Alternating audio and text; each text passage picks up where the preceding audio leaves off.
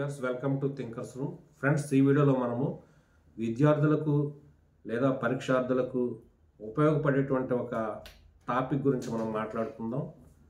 ఈ రోజుల్లో విద్యార్థులు పరీక్షలకు సిద్ధపడుతున్నారు. కొంతమంది విద్యార్థులు మరి చదవటానికి ఒత్తిడికి గురయ్యి మరి ఇబ్బంది పడుతున్నారని మనం పత్రికల ద్వారా తెలుసుకున్నాం. ఇటువంటి సమయంలో విద్యార్థుల కోసం మరి ఉపయోగపడేటువంటి ఒక టైం మేనేజ్మెంట్ టెక్నిక్ గురించి ఈ వీడియోలో మనము తెలుసుకుందాం. ఫ్రెండ్స్, 1962లో ఇటలీలో జన్మించినటువంటి ఫ్రాన్సిస్కో సిరిల్లో అనే ఒక ఆయన విద్యార్థి దశలో ఉన్నప్పుడు చదవడానికి ఇబ్బంది పడేవాడు. ప్రొక్రాస్టినేషన్ అనే సమస్యతో ఇబ్బంది పడేవాడు. ప్రొక్రాస్టినేషన్ అంటే చదవడాన్ని ఆలస్యం చేయడం, చదవడాన్ని ఆలస్యం చేయడం లేదా చదవాల్సింది వాయిదా వేయడం అనే సమస్యతో ఆయన బాధపడుతుండేవాడు.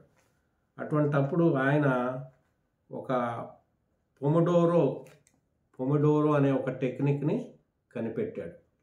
అసలు ఈ పొమోడోరో అనే టెక్నిక్ ఏంటంటే, ఆయన ఈ ప్రొక్రాస్టినేషన్కి సమస్యతో బాధపడినప్పుడు అనుకోకుండా ఒకసారి ఏమైందంటే, ఆయన వంటగదిలో టొమాటో ఆకారంలో ఉన్నటువంటి ఒక టైమర్ మీద ఆయన దృష్టి పడింది. అయితే ఆ టొమాటో ఆకారంలో ఉన్నటువంటి ఆ టైమర్ని టైం మేనేజ్మెంట్ చేసుకోవడం ద్వారా ఎలా పరీక్షలకు సిద్ధపడాలి అనే ఆలోచనకు ఆయన వచ్చి ఈ పొమోడోరో టెక్నిక్ని, ఒక టైం మేనేజ్మెంట్ టెక్నిక్ని ఆయన కనుగొన్నాడు. ఈ ఇటలీ భాషలో పొమోడోరో అంటే టొమాటో అని అర్థం అన్నమాట. అయితే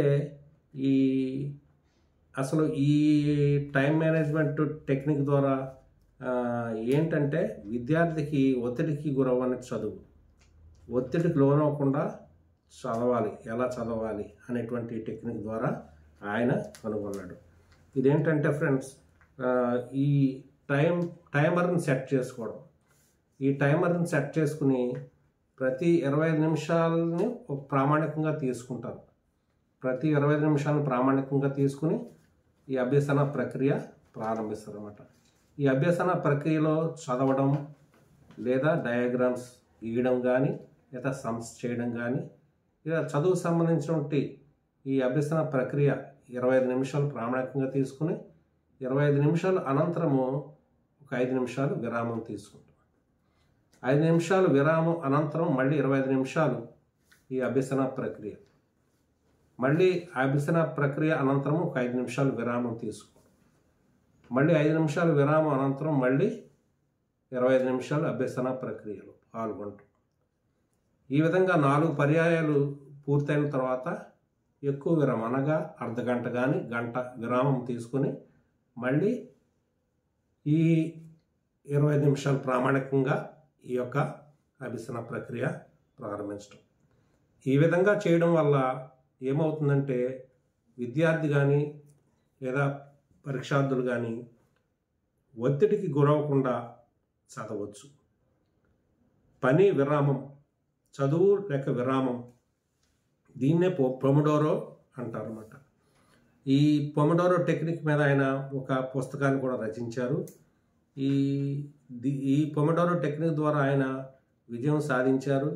తర్వాత సాఫ్ట్వేర్ పరిశ్రమలో ఆయన అగ్రగామిగా పనిచేశారు, ఫ్రాన్సిస్కో సిరిల్లో గారు.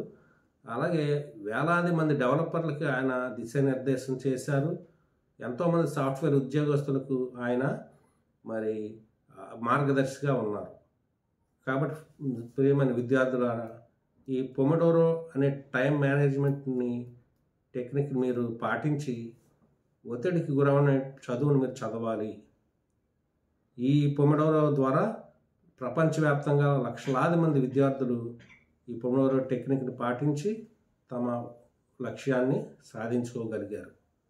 కాబట్టి ఈ పొమోడోరో ద్వారా, టైం మేనేజ్మెంట్ టెక్నిక్ ద్వారా మరి ఏకాగ్రత స్థాయిలను పెంచుకోవచ్చు.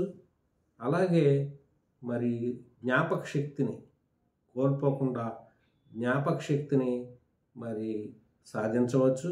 అలాగే చదువులో నైపుణ్యాన్ని సాధించవచ్చు. అలాగే ఇంకా అభ్యసన ప్రక్రియలో ఇంకా చురుకుగా మరి నైపుణ్యంతో చదవగలిగేటువంటి విధానం ఈ టైం మేనేజ్మెంట్ పొమోడోరో ద్వారా సాధించగలం.